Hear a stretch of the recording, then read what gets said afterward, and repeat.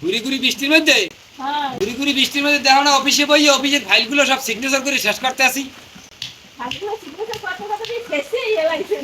ফাইলগুলো সিগনেচার করতে করতে শেষ চালাইছি।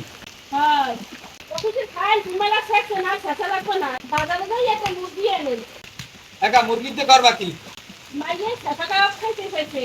মুরগির ছেঁচা কাবাব খাইবে?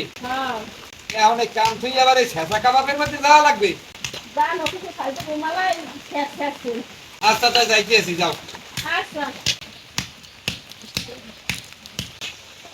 এই ধরো 2 কেজি ওজনের মুড়া লইয়েছি।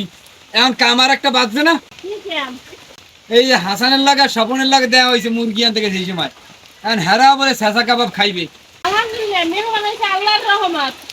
এখন এলে কাম করো, এই মুরগিটার বড় বড় পিস করে লাও আর পরোটা বানাইলো, আমি ছেঁচা কাবাবটা বানাই এলাম। অনেক ছেঁচা কাবাব বানার মানে মুরগিটা পিস পিস করে কাটতে লাইছি, এখন ছেঁচছিলাম।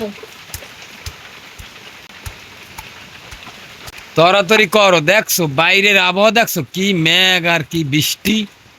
এর মধ্যে তো ছেঁচা কাবাব আর পরোটা খাইতে মজা হইবে। ছেঁচা কাবাব বানানোর জন্য এখন মশলাগুলো বাটছিলাম। গোলমরিচ, লবঙ্গ, এলাচ, দারচিনি, কুচুন্নে পেঁয়াজ এখন বাটছিলাম।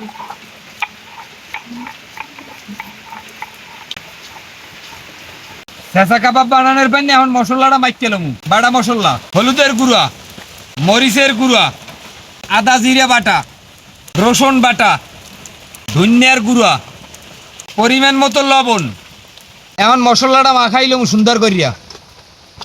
মশলাটা মাইকে আধা ঘন্টা রেস্টে থুই দিমু। মশলাটা মাখা হয়ে গেছে, এখন ডাইকে আধা ঘন্টা রেস্টে থুই দিমু। আধা ঘন্টা হয়ে গেছে, এখন ছেঁচা কাবাবটা বানাই এলাম। তেল তেল গরম হয়ে গেছে, এখন পোস্তর পিসগুলো দিয়ে দিমু। এক সাইড হয়ে গেছে, এখন উল্টাই দিমু।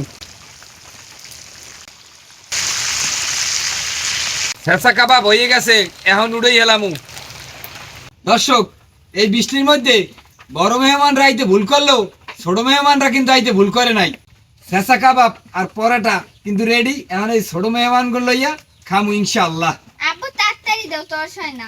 একটু ঘেরান না? হ্যাঁ, একসে গেরা। বিসমিল্লাহ। এই নাও পরোটা নাও, খাওয়া শুরু করো। সবাই বিসমিল্লাহ কইয়া খাওয়া শুরু করো। বিসমিল্লাহ।